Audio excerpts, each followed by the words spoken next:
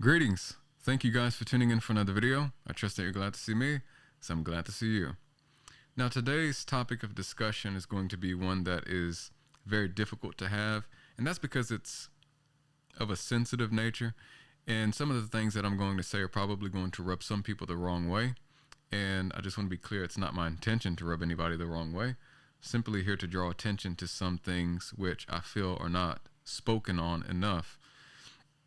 And so I feel a bit entitled to speak on the topic of race, namely black culture and black stereotypes, because I myself am black. Not that it is significant, but that it is relevant to the discussion.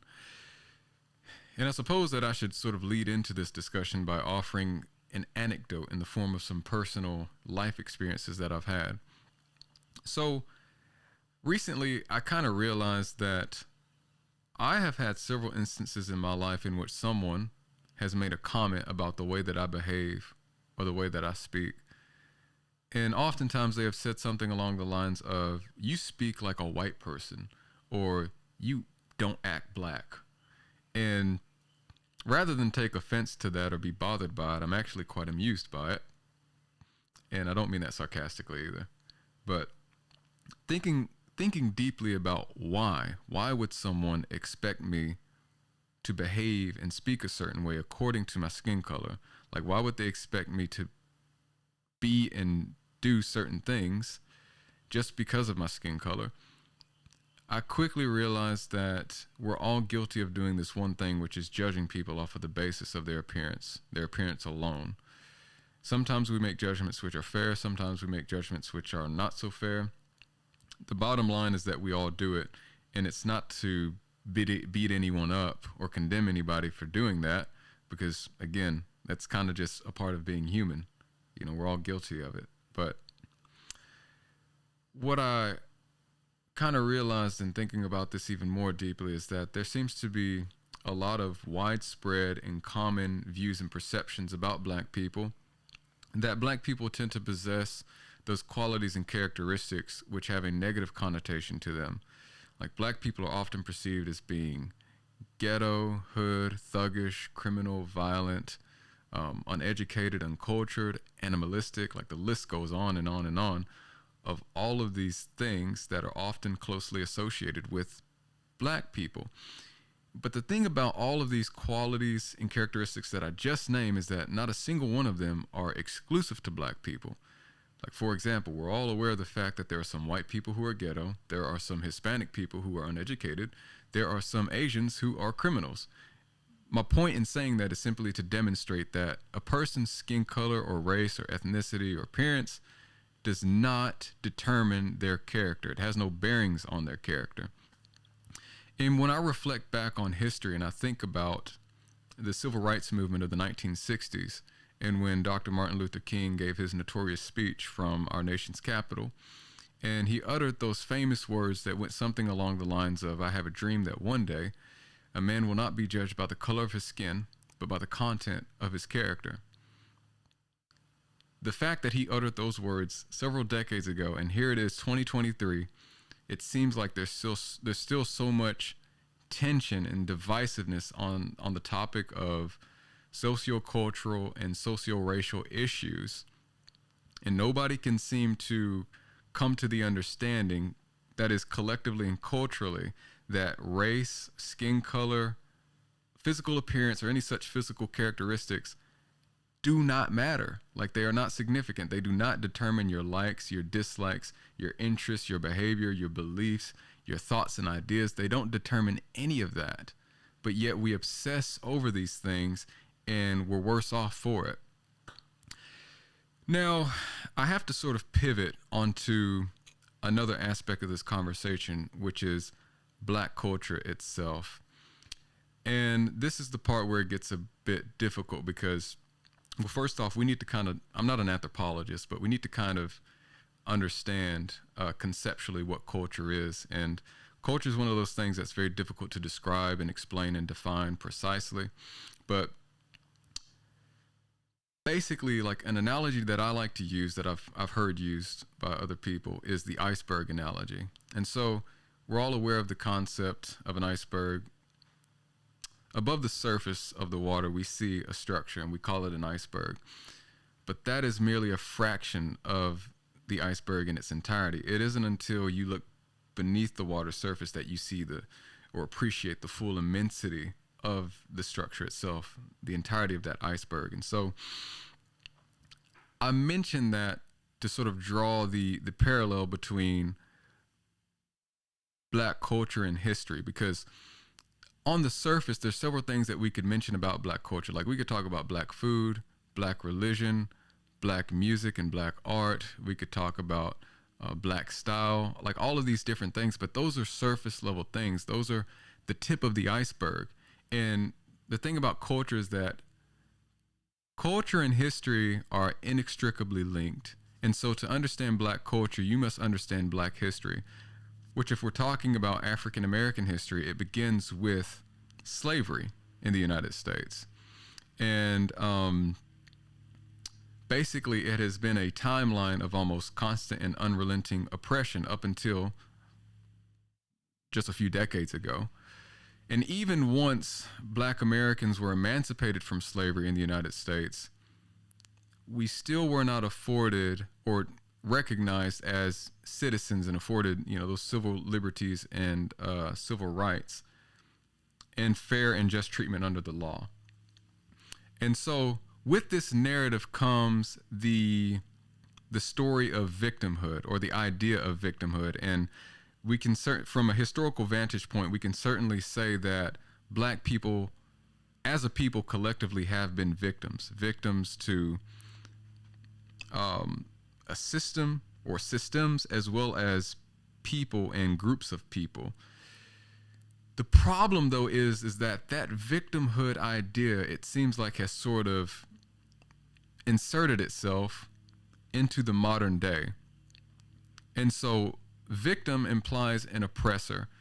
And a lot of the narratives and dialogues that I hear floating around today imply that Black people today are still oppressed, and they're oppressed by something, and that means they're being harmed by something. And again, I'm not an anthropologist, I'm not a sociologist, I don't claim to have a perfect understanding or grasp on this conversation, but I really want to focus and hone in on Black culture itself, or really the vehicles or instruments that move Black culture. And one in particular, the example that I want to use for this video, is Black music. All right, so I don't want to preface too much, and I don't want to beat around the bush, so I'll just dive right into it. I want to talk specifically about, and well, actually, I do need to preface a bit. So first off, I don't appreciate Black music and Black art just because I'm Black. I think that there is a beautiful story and there is a beautiful history behind the manifestations of artistic expression that has been created collectively or influenced in some degree by Black people. And of course, that applies to music genres.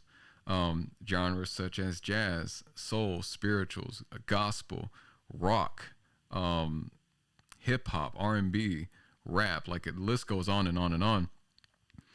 My focus, though, is that I think that in appreciating our own culture, Black people, we have become overly optimistic of it. And as a consequence, we're kind of blind to how harmful some aspects of it are. And that's why I want to talk about Black music, and specifically rap and hip hop. And I'm aware that hip hop is more than just a music genre. It's also a subculture that sort of engulfs peoples of various different races and whatnot.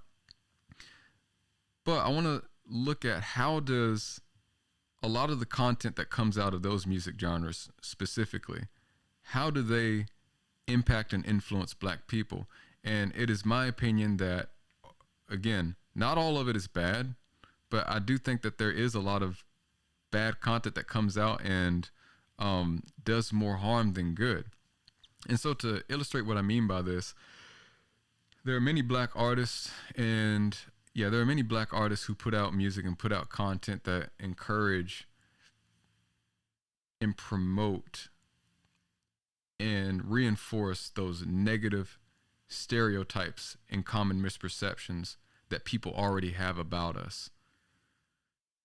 There's a lot of music that encourages gang behavior, criminal activity, violence, the objectification and hypersexualization of women, especially black women, promiscuity, superficially obsession with superficially materialistic things. Excuse me. All of these things which can be harmful to potentially a young black person who is listening and consuming this content. And I get that a lot of people's response to this will be, well, it's just art, it's just music. Well, here's the thing, like someone like me, I can listen to any rapper or any hip hop artist and not be influenced by what they put out in their content. And I get that, like, cause I'm an adult person, I'm well established in my beliefs and whatnot. But if you don't think that a young black kid who's growing up listening to that sort of content in an impoverished community or coming from some sort of low social and economic status, if you don't think that that black person isn't going to be harmed by that content, and what I mean by that is if you think that that music isn't going to sort of reinforce those mindsets and those ideas and ideals and stereotypes and misconceptions that people already have about us, then you're crazy. It would be ludicrous to insist otherwise. And I'm sorry that I wasn't the most eloquent with putting this or explaining this in the way that I wanted to, or illustrating this. And when I talk about music, I get that it's a very narrow-sided example, but there are more vehicles for black culture that I think have a similar effect. And for the sake of time, I can't get into talking about all of that. Maybe in a future video, I can take my time and actually delve more into the topic. But yeah, I just feel like there needs to be more attention drawn to the fact that if we are oppressed in this society, if we are suffering and we are indeed being harmed, who or what is doing the harming? And I think that a lot of that goes back to our own culture and what we have actively praised and sort of patted on the back and promoted. And unfortunately, I feel like black music has been a huge vehicle for doing that. So, yeah, if you guys have any questions, critiques, comments, etc., please leave those down in the comment section below. Leave a like if you liked it, dislike it if you disliked it. If you want to see more content like this, of course, subscribe. And yeah, I look forward to seeing what you guys have to say about this topic, and hopefully we can have some good conversations and open up some better dialogues. So until next time, bye-bye.